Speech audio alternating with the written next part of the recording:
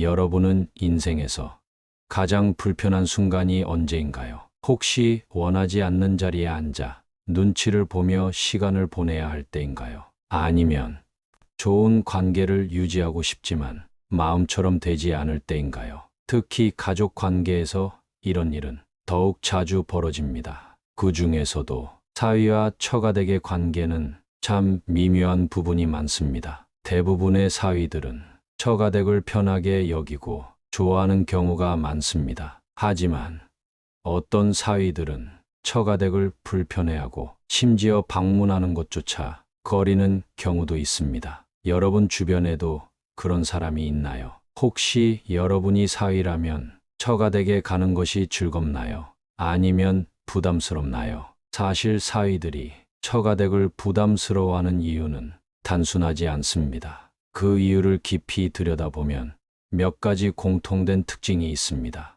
오늘은 사위가 처가댁을 불편하게 생각하는 대표적인 세 가지 유형에 대해 이야기해 보겠습니다. 만약 여러분이 사위라면 공감할 수도 있고 혹은 처가댁이라면 조금 더 사위를 배려하는 방법을 알게 될 수도 있을 것입니다. 먼저 한 가지 사연을 소개해 드리겠습니다. 이진수라는 남성이 있었습니다. 그는 사랑하는 아내와 결혼하면서 처가댁과도 자연스럽게 인연을 맺게 되었습니다. 처음에는 아내의 가족들과 좋은 관계를 유지하고 싶었습니다. 하지만 시간이 지나면서 처가댁에 가는 일이 점점 부담스러워졌습니다. 그 이유가 무엇이었을까요? 처음 명절을 맞이했을 때 그는 정성껏 선물을 준비했습니다. 하지만 처가댁에서는 그가 가져온 선물보다 어떤 브랜드인지 가격이 얼마인지에만 관심을 가졌습니다. 그리고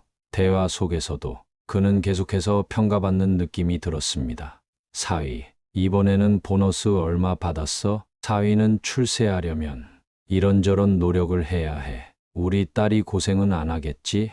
그는 이런 질문을 받을 때마다 뭔가 시험을 보는 기분이 들었습니다. 마치 자신이 사위가 아니라 어떤 기준에 맞춰 평가받는 사람이 된 것 같았죠. 이런 상황이 반복되면서 그는 점점 처가댁 방문이 부담스러워졌습니다. 사실 이런 경험을 하는 사위들이 생각보다 많습니다. 사위가 처가댁을 불편해하는 첫 번째 유형은 바로 사위를 평가하는 유형입니다. 사람은 누구나 존중받고 싶고 편안한 관계를 원합니다. 하지만 사위가 처가댁에 갈 때마다 비교당하고 평가받는 느낌이 든다면 어떻게 될까요? 그곳이 편안한 장소가 아니라 마음의 긴장을 풀 수 없는 시험장이 되어버립니다. 이러한 분위기 속에서 사위는 점점 처가댁을 찾는 것이 부담스럽게 느껴집니다. 물론 장모님과 장인어른은 사위를 아끼는 마음에서 이런 말을 하셨을 수도 있습니다. 하지만 의도와 다르게 사위는 스트레스를 받게 됩니다. 그렇다면 이런 상황에서 사위는 어떻게 해야 할까요? 그리고 처가댁은 어떤 태도를 보이는 것이 좋을까요? 이번에는 이런 관계에서 조금 더 현명하게 대처하는 방법을 함께 이야기해 보겠습니다. 사위가 처가댁을 불편해하는 첫 번째 유형이 바로 사위를 평가하는 유형이라는 것을 이야기했습니다. 하지만 이것만이 사위가 처가댁을 어려워하는 유일한 이유는 아닙니다. 이번에는 또 다른 유형에 대해 이야기해 보겠습니다. 두 번째 유형은 바로 지나치게 간섭하는 유형입니다. 여러분은 누군가가 자신의 삶에 대해 이래라 저래라 하는 것이 편안하다고 느껴지나요? 대부분의 사람들은 자신이 존중받길 원하고 특히 결혼 후에는 부부가 함께 자신들만의 삶을 꾸려가는 것을 중요하게 생각합니다. 그런데 처가댁에서 사위의 생활에 대해 세세하게 간섭하고 결혼 생활 전반에 대해 의견을 내기 시작하면 사위는 부담감을 느낄 수밖에 없습니다. 한 사례를 들어볼까요? 박민수라는 남성이 있었습니다. 그는 결혼 후 아내와 함께 조용하고 단순한 삶을 살아가고 싶어 했습니다. 하지만 그의 장모님은 그의 모든 생활에 간섭을 하기 시작했습니다.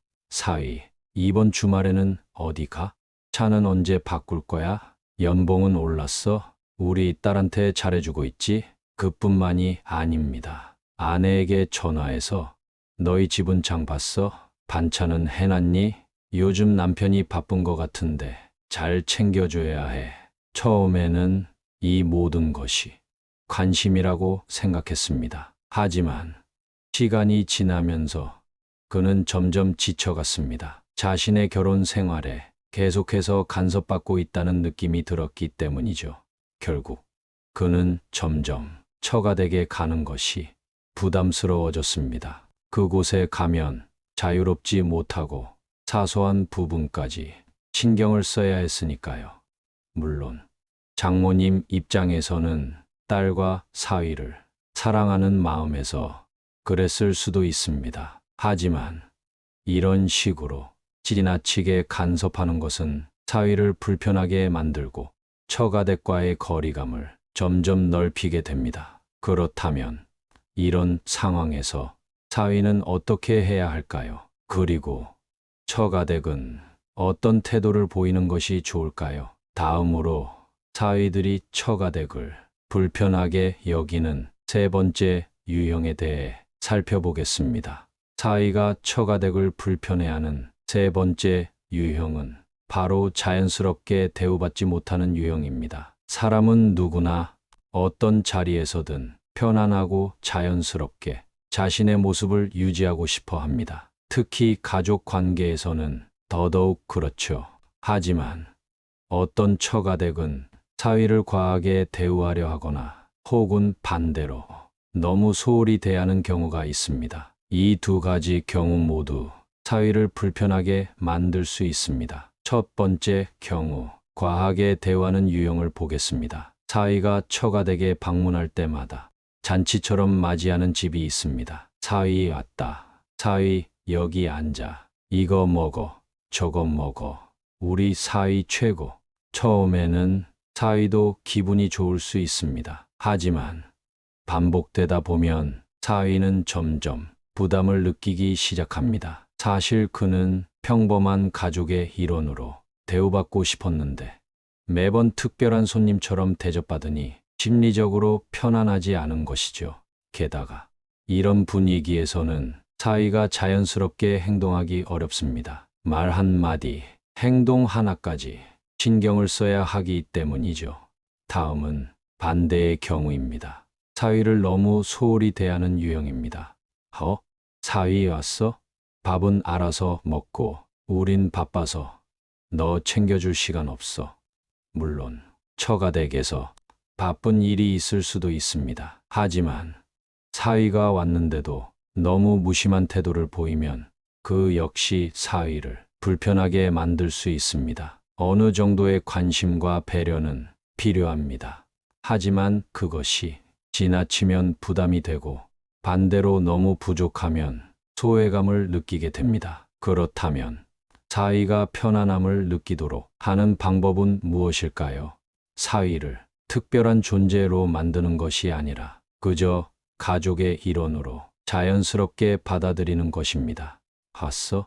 밥 먹었어? 편하게 있어. 이렇게 간단한 말 한마디가 사위를 훨씬 더 편안하게 만들 수 있습니다. 이번에는 이런 문제를 해결하는 보다 근본적인 방법에 대해 이야기해 보겠습니다. 지금까지 사위가 처가댁을 불편해하는 세 가지 유형에 대해 이야기했습니다. 첫째, 사위를 평가하는 유형. 둘째, 지나치게 간섭하는 유형. 셋째, 자연스럽게 대우받지 못하는 유형. 그렇다면 이 문제를 어떻게 해결할 수 있을까요? 사실 답은 생각보다 간단합니다. 가족 간의 적절한 거리를 유지하는 것입니다. 우리는 흔히 가족끼리는 가까울수록 좋다고 생각합니다. 하지만 너무 가깝기 때문에 오히려 갈등이 생기기도 합니다. 적절한 거리를 유지하는 것이 오히려 관계를 더 건강하게 만들 수 있습니다. 그럼 이 거리 조절을 어떻게 하면 좋을까요? 먼저 처가댁에서는 사위를 한 개인으로 인정해야 합니다. 사위는 단순히 우리 딸의 남편이 아니라 한 명의 성인으로서 자신만의 삶을 가진 존재입니다. 그렇기 때문에 그를 평가하거나 지나치게 간섭하거나 과하게 대우하려는 것이 아니라 그의 자율성을 존중하는 태도가 필요합니다. 다음으로 사위 역시 처가댁에 대한 기본적인 예의를 지켜야 합니다. 사위 입장에서는 처가댁의 관심이 부담스럽다고 해서 무조건 피하려 하기보다 적절한 태도를 유지하는 것이 중요합니다. 만약 처가댁에서 지나치게 간섭하거나 부담을 주는 말을 한다면 솔직하게 이야기하는 것도 방법입니다. 장모님, 장인어른, 저도 최선을 다하고 있습니다. 너무 부담을 주시면 솔직히 조금 힘듭니다. 이렇게 솔직하게 말하면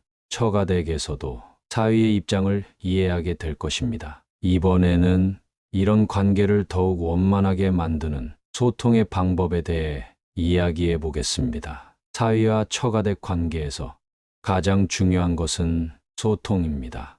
하지만 이 소통이 꼭 많은 대화를 의미하는 것은 아닙니다. 어떤 경우에는 짧고 명확한 말 한마디가 더 효과적일 수 있습니다. 소통이 잘 되지 않는 관계에서는 불만이 쌓이고 그 불만이 결국 거리를 멀어지게 만듭니다. 예를 들어 처가댁에서 사위가 부담을 느낄 정도로 관심을 보일 때 사위가 대화로 풀어가지 않고 그냥 멀어지려고 한다면 어떻게 될까요? 서로가 서운함을 느끼고 결국 관계가 어색해지게 됩니다. 그렇다면 이런 상황에서 어떻게 소통해야 할까요? 첫째, 감정을 솔직하게 이야기하되 비난의 말투를 사용하지 않는다. 너무 부담돼요.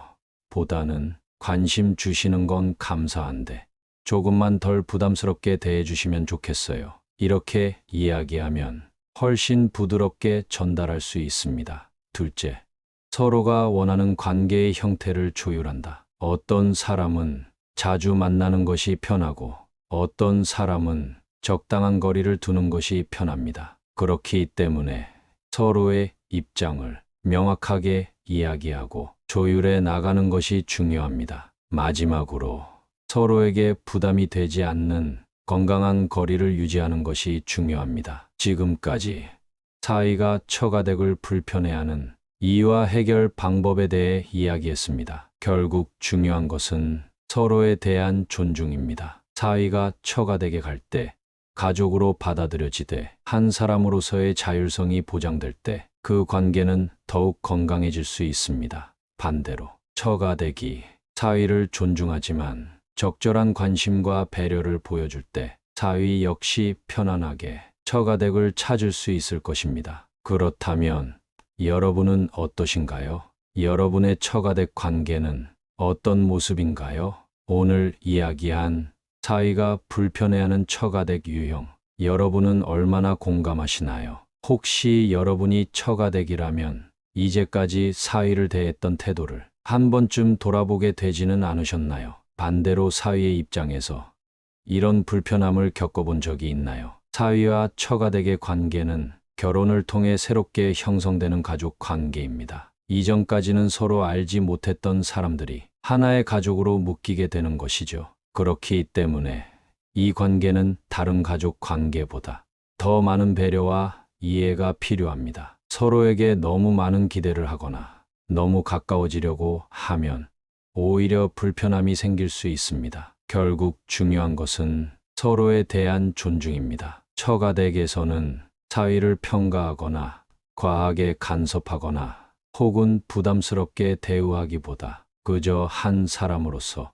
자연스럽게 대해주는 것이 중요합니다. 사위 역시 처가댁의 관심을 부담스럽게만 생각하기보다 기본적인 예의를 지키며 자신의 입장을 솔직하게 표현하는 것이 필요합니다. 이런 노력이 쌓이면 처가댁과의 관계는 더욱 건강하고 편안한 것이 될 수 있습니다. 여러분은 어떠신가요? 혹시 오늘 이야기한 유형 중에서 여러분이 경험해 본 것이 있나요? 만약 처가댁에서 사위가 불편해할 수도 있는 이런 태도를 가지고 있었다면 지금부터라도 조금씩 조율해 나가보는 건 어떨까요? 또한 사위 역시 처가댁의 기대를 너무 부담스럽게만 받아들이기보다 서로 조화를 맞춰가는 태도를 가져보는 것이 중요합니다. 결국 가족 관계에서 가장 중요한 것은 함께 조화를 이루며 살아가는 것입니다. 서로 너무 멀어져도 안 되고 너무 가까워지려고 억지로 애써도 안 됩니다. 자연스럽게